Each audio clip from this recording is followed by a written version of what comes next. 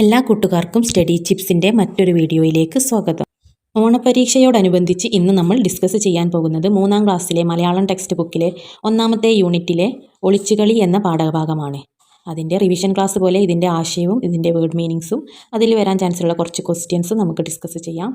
ഒളിച്ചുകളി കുമാരനാശാൻ്റെ കവിതയിലെ ഏതാനും ചില വരികളാണ് ഇവിടെ തന്നിട്ടുള്ളത്. ഇതിലെന്താണ്, ഒരാൾ ഒളിച്ചു നിൽക്കുന്നുണ്ട്. അതാരാണെന്ന് നമ്മൾ കണ്ടുപിടിക്കണം അല്ലേ. ഹൈഡ് ചെയ്തിട്ടുള്ള ആരാണെന്ന് നമ്മൾ കണ്ടുപിടിക്കണം. അപ്പോൾ ആരാണെന്ന് നോക്കാം. തളിർത്തുലഞ്ഞു നിന്നിടും തരുക്കൾ തൻ്റെ ശാഖയിൽ. തളിർത്തുലഞ്ഞ്, തളിരിട്ട് ആടി ആടി നിൽക്കുന്ന മരക്കൊമ്പേ.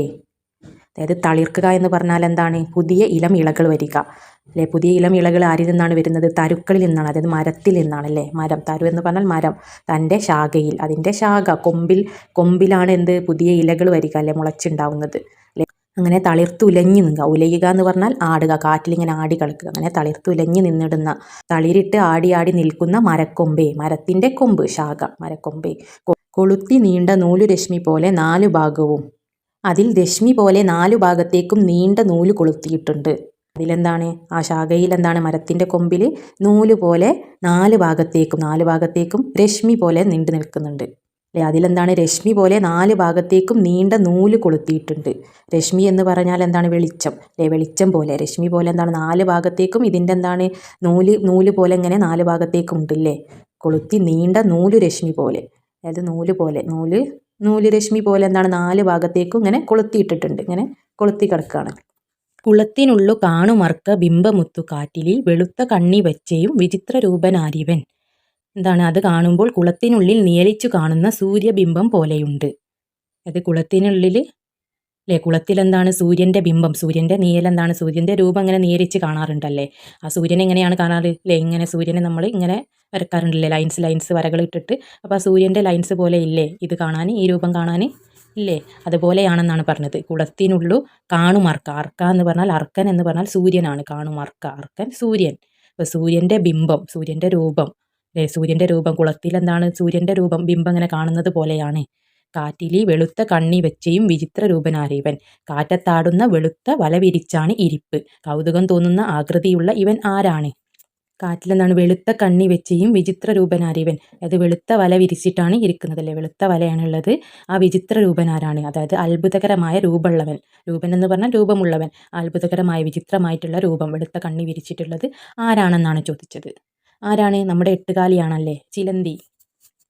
എട്ടുകാലിയല്ലേ ഇങ്ങനത്തെ വല കെട്ടിയിട്ട് ഇതിലുണ്ടാവാറ്. ആ രൂപമുള്ളത് ആരാണെന്നാണ് ചോദിച്ചത്. ഇങ്ങനെ വല കെട്ടുന്നത് ആരാണ്? എട്ടുകാലി അല്ലേ. ഒളിച്ചു നിൽക്കുന്ന ആളെ കണ്ടെത്തി അല്ലേ. ഉത്തരം എട്ടുകാലി. ഇനി നമുക്കൊന്ന് വായിച്ചു നോക്കാം ഒന്നുകൂടി കവിത, അപ്പം നിങ്ങൾക്ക് എളുപ്പത്തിൽ മനസ്സിലാകും അല്ലേ. തളിരിട്ട് ആടി ആടി നിൽക്കുന്ന മരക്കൊമ്പേ, അതിൽ രശ്മി പോലെ 4 ഭാഗത്തേക്കും നീണ്ട നൂല് കൊളുത്തിയിട്ടുണ്ട്. അത് കാണുമ്പോൾ കുളത്തിനുള്ളിൽ നിയലിച്ചു കാണുന്ന സൂര്യബിംബം പോലെയുണ്ട്. കാറ്റത്താടുന്ന വെളുത്ത വല വിരിച്ചാണ് ഇരിപ്പ്. കൗതുകം തോന്നുന്ന ആകൃതിയിലുള്ള ഇവൻ ആരാണ്? ഇതാണ് കവിതയുടെ മൊത്തത്തിലുള്ള ആശയം വരുന്നത്. നിങ്ങൾ കവിത ഒന്നുകൂടി വായിച്ചു നോക്കുക. അതിൻ്റെ ആശയം, അതിൻ്റെ മീനിങ്ങും ഞാനിവിടെ താഴെ കൊടുത്തിട്ടുണ്ട്. ടെക്സ്റ്റ് ബുക്കിൽ എന്താണ്, ഓരോ വേർഡ്സിൻ്റെ മീനിങ് ഡിക്ഷണറി നോക്കി കണ്ടെത്താൻ പറഞ്ഞിട്ടുള്ള ആക്ടിവിറ്റി ഉണ്ട്. ഇതിലുള്ള വേർഡ്സ് തന്നെയാണ് അതിലുള്ളതും. ഇനി നമുക്ക് ഇതിലുള്ള കുറച്ച് ക്വസ്റ്റ്യൻസ് ചെയ്ത് നോക്കാം. പര്യായ പദങ്ങൾ.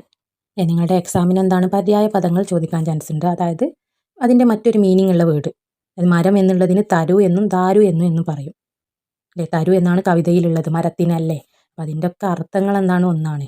ഇതിൻ്റെ മരം എന്നുള്ളതിൻ്റെ പര്യായ പദങ്ങൾ ചോദിക്കുകയാണെങ്കിൽ തരു, ദാരു എന്ന് നിങ്ങൾ എഴുതണം. ശാഖ എന്നതിന് കൊമ്പ്, ചില്ല. രശ്മി എന്നുള്ളതിന് കിരണം, മയൂകം എന്നൊക്കെ പറയും. സൂര്യൻ എന്നുള്ളതിന് അർക്കൻ, രവി എന്നൊക്കെ പറയും. ഇതൊക്കെ ഇതിൻ്റെ പര്യായ പദങ്ങളാണ്. പിരിച്ചെഴുതുക. തളിർത്തുലഞ്ഞു എന്നതിനെ പിരിച്ചിട്ട് എങ്ങനെ എഴുതുക? അതായത് സ്പ്ലിറ്റ് ചെയ്തിട്ട് പിരിച്ചെഴുതുക, 2 ആക്കി എഴുതുക. തളിർത്ത് പ്ലസ് ഉലഞ്ഞു, തളിർത്തുലഞ്ഞു. സെക്കൻഡ് വൺ, കാണുമർക്ക ബിംബം. അതിനെങ്ങനെ 2 ആക്കി പിരിച്ചിട്ട് എഴുതുക, അതായത് മുറിച്ചിട്ട് എഴുതുക അല്ലേ. കാണും പ്ലസ് അർക്കബിംബം, കാണുമർക്ക ബിംബം. ആരിവൻ എന്നുള്ളതിനെ ആരി പ്ലസ് ഇവൻ ഉണ്ടാക്കി എഴുതാം അല്ലേ, ആരിവൻ. ഇനി നിങ്ങൾ കൂട്ടി എഴുതാൻ പറഞ്ഞാൽ ആരി പ്ലസ് ഇവൻ ഇന്ന് ആരിവൻ. കാണും പ്ലസ് അർക്കബിംബം, കാണും അർക്കബിംബം. ഇങ്ങനെ പിരിച്ചെഴുതാനാണ് ഉണ്ടാവുക. അപ്പോൾ തളിർത്തുലഞ്ഞു എന്നുള്ളതിനെ തളിർത്ത് പ്ലസ് ഉലഞ്ഞു, അതല്ലേ തളിർത്തുലഞ്ഞു. ഉത്തരം കണ്ടെത്താം. ഇനി നമുക്ക് ഈ കവിതയിൽ വരാൻ ചാൻസ് ഉള്ള കുറച്ച് ക്വസ്റ്റ്യൻസിൻ്റെ ഉത്തരം നിങ്ങൾക്ക് കിട്ടുന്നുണ്ടോ എന്ന് ചെക്ക് ചെയ്യാം. ഫസ്റ്റ് വൺ, തളിർത്തുലഞ്ഞ് നിൽക്കുന്നത് എന്താണ്? തളിർത്ത് എന്ന് പറഞ്ഞാൽ മുളച്ചിട്ടില്ലേ, പുതിയ ഇലകൾ മുളച്ച് നിൽക്കുന്നത് എന്താണ്? എന്തിലാണ് അത് മുളയ്ക്കുന്നത്? തരുക്കളിലാണ് അല്ലേ, മരങ്ങളിലാണ്. അപ്പോൾ മരങ്ങളിലാണ് തളിർത്ത് ഇങ്ങനെ ഉലഞ്ഞിങ്ങനെ ആടുന്ന കാറ്റത്താടുന്നതല്ലേ. ആൻസർ തരുക്കൾ. മീനിങ് എന്താണ്? മരം എന്നാണ്. സെക്കൻഡ് വൺ, ശാഖയിൽ എന്താണ് കാണുന്നത്? അല്ലേ, ശാഖ, മരത്തിൻ്റെ കൊമ്പിൽ എന്താണ് കാണുന്നത്? ഉത്തരം 4 ഭാഗവും സൂര്യരശ്മി പോലെ നൂല് കൊളുത്തി വെച്ചിരിക്കുന്നു. ശാഖയിൽ അതിലുള്ളത് 4 ഭാഗത്തേക്കും സൂര്യൻ്റെ രശ്മി പോലെ നൂല് കൊളുത്തി വെച്ചിട്ടുണ്ട്. ആ നൂല് കൊളുത്തി വെച്ചിരിക്കുന്നത് എന്താണ്? അത് കാണുമ്പോൾ എന്തുപോലെയാണ് തോന്നുന്നത്? സൂര്യരശ്മി കാണുമ്പോൾ എന്തുപോലെയാണ് തോന്നുന്നത്? ഉത്തരം കുളത്തിനുള്ളിൽ നിയലിച്ച് കാണുന്ന സൂര്യബിംബം പോലെ. കുളത്തിനുള്ളിൽ നിയലിച്ചു കാണുന്ന സൂര്യബിംബം പോലെ. കുളത്തിനുള്ളിൽ നിയലിച്ച് കാണുന്ന സൂര്യൻ്റെ ബിംബം, സൂര്യൻ്റെ രൂപം പോലെ. ആരാണ് വിചിത്രരൂപൻ? ആ വിചിത്രരൂപൻ ആരാണ്? നമ്മുടെ കവിതയിലുള്ള വിചിത്രമായിട്ടുള്ള രൂപമുള്ളത് ആരാണ്? ഉത്തരം എട്ടുകാലി. അപ്പോൾ നമ്മൾ കവിതയുടെ ആശയം അതിൽ വരാൻ ചാൻസ് ഉള്ള കുറച്ച് ക്വസ്റ്റ്യൻസും ഡിസ്കസ് ചെയ്തു. അപ്പോൾ നിങ്ങൾ നിർബന്ധമായിട്ടും ഇതിൻ്റെ മീനിങ്സ്, അർത്ഥങ്ങൾ പഠിച്ചു വെക്കണം. തരുക്കൾ എന്ന് പറഞ്ഞാൽ മരം എന്നാണെന്നൊക്കെ പറഞ്ഞില്ല, അതേപോലെ അതിൻ്റെ വേർഡ്സും മീനിങ്ങും അതേപോലെ ആ കവിതയും നല്ലതുപോലെ ഒന്ന് കേട്ട് മനസ്സിലാക്കി വായിച്ചും മനസ്സിലാക്കി വെക്കുക. മറ്റുള്ള സബ്ജക്ട്സും എൻ്റെ പ്ലേലിസ്റ്റ് നോക്കിയാൽ നിങ്ങൾക്ക് ലഭിക്കുന്നതാണ്. കമൻറ്റ് ബോക്സിൽ ഞാൻ അതിൻ്റെ പ്ലേലിസ്റ്റ് കൊടുക്കാം. അതുപോലെ തന്നെ മാത്സ് ബേസിക് അറിയാത്ത കുട്ടികൾക്കായിട്ട് ഞാനൊരു വീഡിയോ ചെയ്യാൻ ഉദ്ദേശിക്കുന്നുണ്ട്. ഞാൻ അപ്ലോഡ് ചെയ്യുന്ന വീഡിയോസ് നിങ്ങൾക്ക് ലഭിക്കണമെങ്കിൽ ഈ ചാനൽ ഒന്ന് സബ്സ്ക്രൈബ് ചെയ്ത് തൊട്ടടുത്തുള്ള ബെല്ലൈക്കൺ അമർത്തിയാൽ നിങ്ങൾക്ക് നോട്ടിഫിക്കേഷനായിട്ട് വരുന്നതാണ്. അതുപോലെ തന്നെ എക്സാമിന് വരാൻ ചാൻസ് ഉള്ള ക്വസ്റ്റ്യൻസും റിവിഷൻ ക്ലാസ്സും ഉൾപ്പെടുത്താൻ ഉദ്ദേശിക്കുന്നുണ്ട്.